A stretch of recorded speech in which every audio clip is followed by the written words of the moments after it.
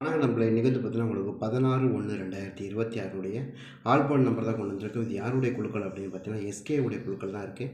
நாளைய பொறுத்த வரைக்கும் உங்களுக்கு வெள்ளிக்கிழமை சொர்ண கேரளாவுடைய குழுக்கள். இதில் வந்து இன்றைக்கி ட்ரையல் நம்பர் கொஞ்சம் வித்தியாசமாக நமக்கு கிடச்சிருந்தாங்க. 183 கிடச்சாங்க.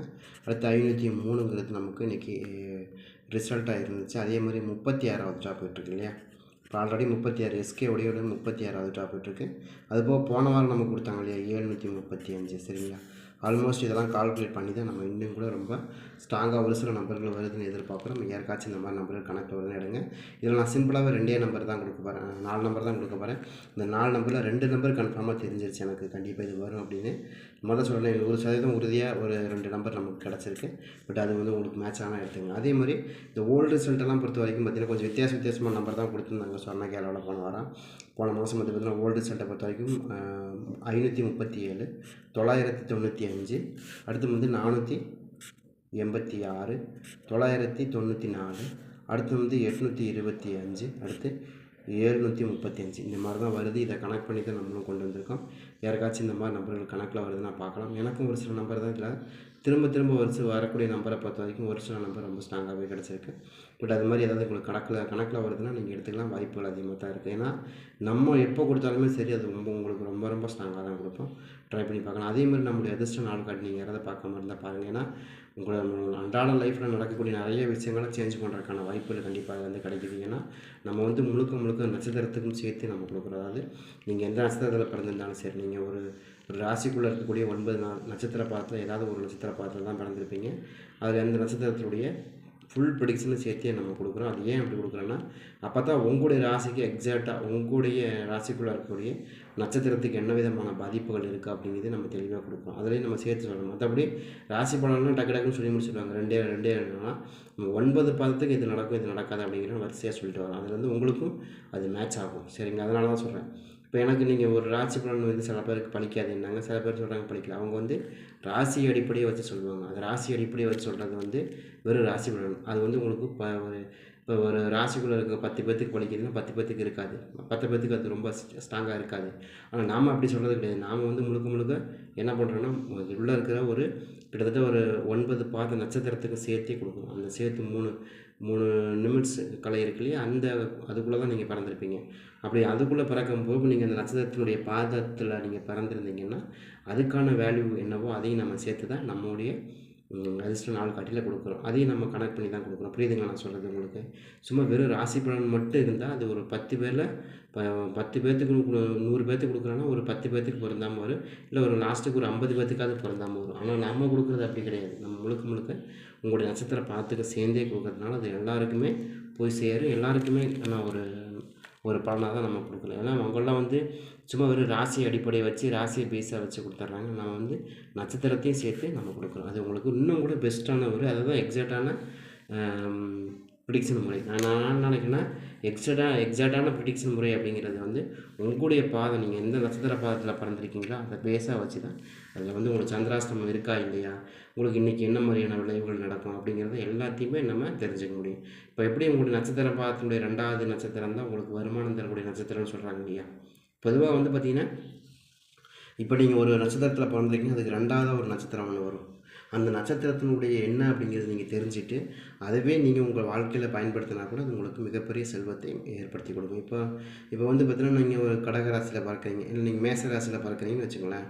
வேறு மேசத்தில் வந்து இப்போ நீங்கள் ஒரு நட்சத்திரத்தில் பார்க்குறீங்கன்னா உங்களுக்கு 2வது நட்சத்திரம் வந்து சூரியனோட நட்சத்திரம் கார்த்திகை, இல்லைன்னா உங்களுக்கு ரோஹிணி, இந்த மாதிரி ஏதாவது ஒரு நட்சத்திரம் வருது அப்படின்னா அந்த நட்சத்திரத்தினுடைய சிம்டம்ஸ், அந்த நட்சத்திரத்தினுடைய நீங்கள் அதுக்குன்னு தனியாக ஒரு இது இருக்கும். அதாவது அந்த நட்சத்திரத்துக்குன்னு சொல்லி உங்களுக்கு பார்த்திங்கன்னா உங்களுக்கு ஒரு சாமி இருக்கும். அந்த சாமியை நீங்கள் கும்பிடும்போது உங்களுக்கு மிகப்பெரிய மாற்றம் இருக்கும். இப்போ இப்போ நான் வந்து இப்போ அவிட்ட நட்சத்திரத்தில் பிறந்திருக்கேன்னு வச்சுக்கோங்க. இப்போ நீங்கள் அவிட்டத்தில் பிறக்கிறீங்க அப்படின்னா அவிட்டம் 1ஆம் பாதம் சரிங்க. அதுக்கு அடுத்தபடி அவிட்டத்துக்கு அடுத்தது நமக்கு என்ன ராசி வரும், சதய நட்சத்திரம் வரும் இல்லையா. அப்போ அந்த சதயத்துக்கு உங்களுக்கு சதய நட்சத்திரத்தினுடைய நீங்கள் அந்த வழிபாட்டு தெய்வங்களை நீங்கள் கும்பிடும்போது உங்களுக்கு மிகப்பெரிய செல்வத்தை ஏற்படுத்தி கொடுக்கும். அது ரொம்ப முக்கியமான ஒரு விஷயம். நீங்கள் அதே மாதிரி இந்த சதயம் நட்சத்திரத்தை பொறுத்தவரை சதயம் அப்படின்னா 10 அதாவது 100 சேர்ந்து பண்டில் போட்டு வைக்கிறதுக்கு பேர் தான் சதயம். சரியா.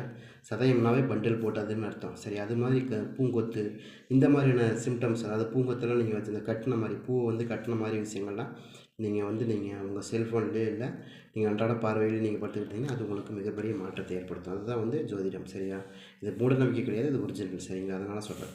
அதே மாதிரி இந்த ஏபிபிசிஎஸ்சியை பொறுத்த வரைக்கும் உங்களுக்கு 1ஆம் நம்பரை பொறுத்த வரைக்கும் 1ஆம் நம்பர் ஏ போர்டில் 12, பி போர்டில் வந்து நமக்கு பி போர்டில் வந்து 1, சி போர்டில் வந்து நமக்கு 29. அடுத்து 2ஆம் நம்பரை பொறுத்த வரைக்கும் 2ஆம் நம்பர் ஏ போர்டில் 17, பி போர்டில் 3, சி போர்டில் வந்து நமக்கு 13, 14. சரிங்களா?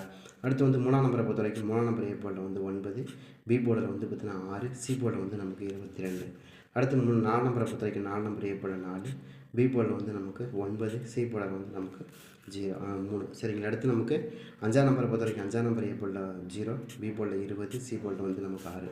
அடுத்து 6ஆம் நம்பரை பொறுத்த வரைக்கும் 6ஆம் நம்பர் ஏ போர்டில் 15, பி போர்டில் வந்து நமக்கு 3, சி போர்டில் 10. இதில் 2 போர்டு பெண்டிங் நம்பர் நமக்கு நாளைக்கு கண்டிப்பாக வரும். சரிங்களா? அதே மாதிரி 7ஆம் நம்பரை பொறுத்த வரைக்கும் 6, 21, 8. அடுத்து 9ஆம் நம்பர் 8ஆம் நம்பரை பொறுத்த வரைக்கும் 8ஆம் நம்பர் ஏ போர்டில் 8, பி போர்டில் 18, சி போர்டில் 48. இதுவும் 2 போர்டு பெண்டிங். 9ஆம் நம்பரை பொறுத்த வரைக்கும் ஏ போர்டில் 1, பி போர்டில் 5, சி போர்டில் 7. அதே மாதிரி 0 பொறுத்த வரைக்கும் 0, 3, 28, அதே மாதிரி 1, 28 இன்றைக்கி வந்துருச்சு 0. சரிங்களா? மேட்ச் ஆகிடுச்சு. அது மாதிரி தான் நமக்கு ஒரு ட்ரை பண்ணி பாருங்கள். இப்போ நாளைக்கு அது மாதிரி தான் நான் எதிர்பார்க்குறேன். சரியா? அடுத்து பவர் போர்டு நம்பரை பொறுத்த வரைக்கும் எனக்கு ரொம்ப ஸ்ட்ராங்காக 2ஆம் நம்பர் இருக்குது 4 நம்பருக்கான வாய்ப்பு.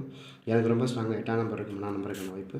எனக்கு ரொம்ப ஸ்ட்ராங் 6ஆம் நம்பருக்கு 1ஆம் நம்பருக்கான வாய்ப்பு. எனக்கு ரொம்ப ஸ்ட்ராங் 5ஆம் நம்பர் இருக்குது 0க்கான வாய்ப்புகள் அதிகமாக இருக்கும். அதே மாதிரி பவர் போர்டு நம்பரை பொறுத்த வரைக்கும் 286, அடுத்து 652, அடுத்து வந்து பார்த்திங்கன்னா 865, 526, 256, அடுத்து வந்து நமக்கு பார்த்திங்கன்னா 685, 856, 652, 285, 826, அடுத்து நமக்கு 652.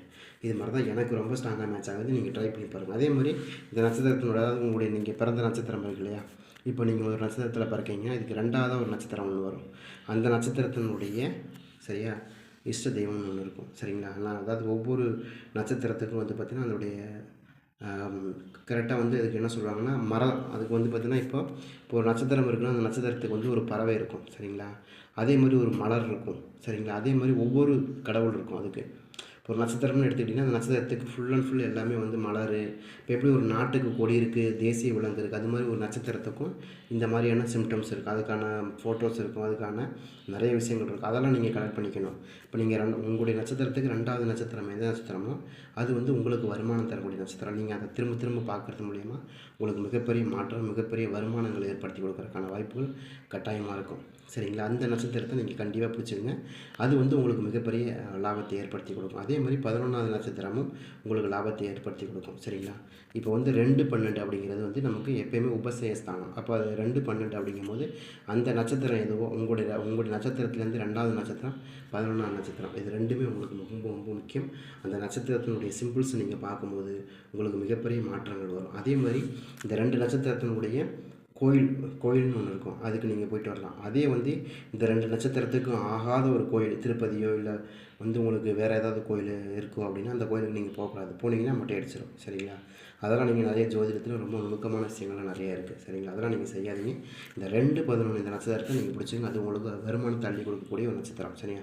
அதே மாதிரி ஏபிபிசிஎஸ்சியை பொறுத்த வரைக்கும் 26, 86, 65, 52, அதே மாதிரி 85, 26, 58, 82, 68, 25, அடுத்து 86, 85. சரியா? இதுதான் நமக்கு உங்களும் ட்ரை பண்ணி பாருங்கள். அதே மாதிரி ஜோதிடத்தில் இந்த மாதிரியான விஷயங்கள்லாம் இருக்குது. நம்ம அடுத்தடுத்ததெல்லாம் நம்ம வீடியோவை கன்வெர்ட் பண்ணி போடுவோம். நீங்கள் பாருங்கள். சரியா? அடுத்து நமக்கு இன்றைக்கி வரக்கூடிய நம்பரை பொறுத்த வரைக்கும் 503 அப்படிங்கிற நம்பர் இருக்குது இல்லையா?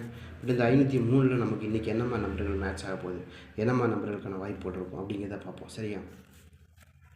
இதில் வந்து ஃபஸ்ட்டு நம்ம 2ஆம் நம்பர் கொடுக்கலாம். 2ஆம் நம்பர் ரொம்ப ஸ்ட்ராங்காக வருது. அதே மாதிரி எதுக்கு வருது. சரியா?